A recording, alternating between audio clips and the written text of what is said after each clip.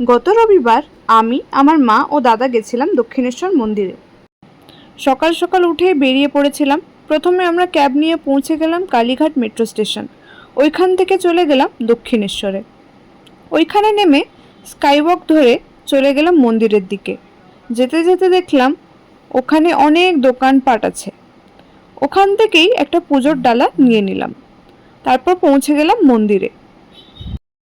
সেদিন অনেক ভিড় ছিল, একই রবিবার, তার ওপর আবার মহরমের ছুটি। তারপর আমি আর মা গেলাম ভেতরে পুজো দিতে, আর দাদা বাইরে দাঁড়িয়েছিল ফোন, পার্স এটসেট্রা নিয়ে, কারণ ওইগুলো নিয়ে ঢোকা অ্যালাউড না। খুব সুন্দর করে পুজো দিলাম। তারপর ওইখানের পাশেই ছিল গঙ্গার ঘাট, সেটাও ভালো করে দেখলাম। মা অনেক টায়ার্ড হয়ে পড়েছিল, তাই একটু রেস্ট করলো বসে ওইখানেই। আমরা প্ল্যান করেছিলাম যে ওইখানে ভোগ খাবো, কিন্তু এত ভিড়ের জন্য সেটা খাওয়া হলো না।